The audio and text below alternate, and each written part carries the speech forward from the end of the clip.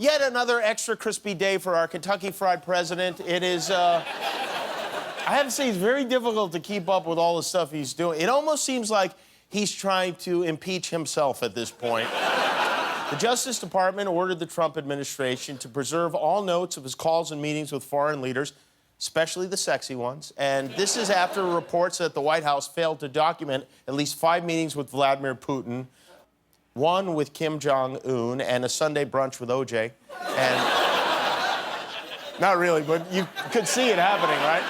And while records of these meetings with other leaders may be key to impeachment, the House might not even need records anymore, because remember that thing Trump did where he asked the foreign government to investigate his political rival, Joe Biden, the reason for the impeachment inquiry? Well, this morning, he did it again, this time on TV. What exactly did you hope Zelensky would do about the Bidens after your phone call? Exactly. Well, I would think that if they were honest about it, they'd start a major investigation into the Bidens. It's a very simple answer. They should investigate the Bidens, because how does a company that's newly formed, and all these companies, if you look at, and by the way, likewise, China should start an investigation into the Bidens. Everyone should be investigating. Why isn't rarely during a witch hunt do you see the witch drown herself, but this is, either that or this is some kind of a strategy. To do this again in public, this is like, how dare you say I cheated on my wife with a porn star? Come here, Stormy, let's do it in front of everyone. Trump's latest outlandish claim is that China gave Hunter Biden, Joe Biden's son, $1.5 billion.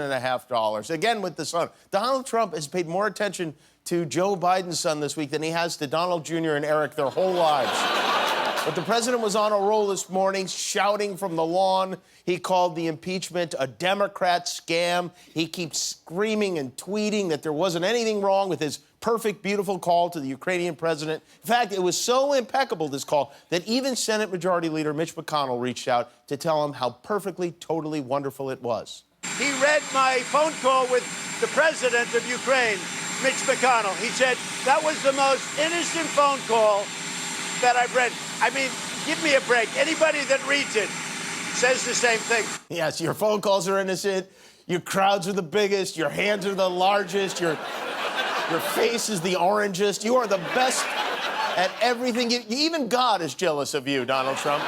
Trump is roping everyone he can into this mess. This could go all the way up to the Space Force. Today we learned that the Vice Poodle, Mike Pence, may have got his little paws dirty, too. President Trump is said to have repeatedly used Pence to pressure the Ukrainians to dig up dirt on the Bidens.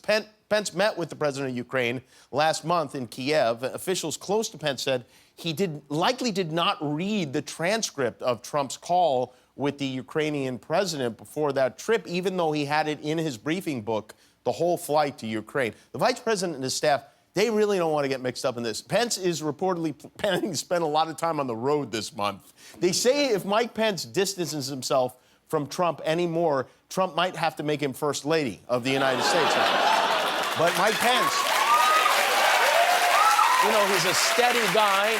He's calm. He's treating his dealings with Ukraine the same way he handles his sex life, quietly and completely in the dark. Don't worry, mother, it's me.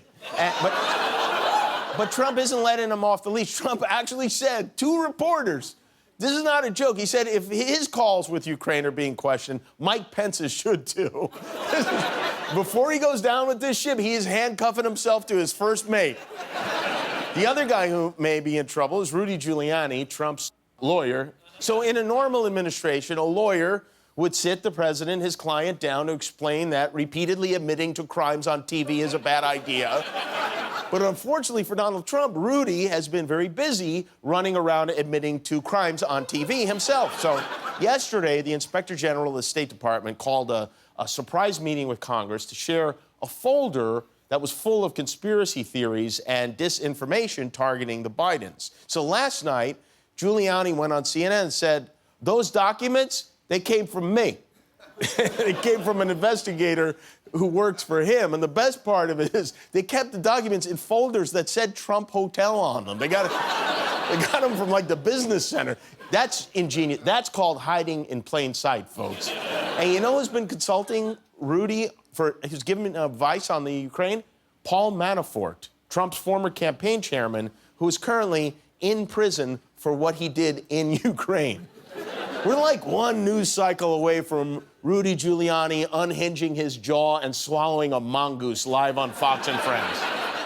Rudy did get a few shouts out in Congress today. The House heard testimony from Trump's now former special envoy to Ukraine, Kurt Volker, who is a little-known diplomat. He resigned from his post on Friday. Today, he testified before 3 committees behind closed doors. During the testimony, Volker said he warned Giuliani that the information he was getting about Biden and his son was untrustworthy and that his sources were not reliable, but Rudy kept spreading it anyway. And according to the whistleblower complaint, the whistleblower says Volker was trying to control the damage Trump was doing by withholding military aid in exchange for dirt on the Bidens. And that's fine, I get that. But here's the thing. All you guys in the Trump administration who think you're controlling the damage by being there, you're not. The damage is out of control. You might as well try to stop a volcano with your thumb at this point.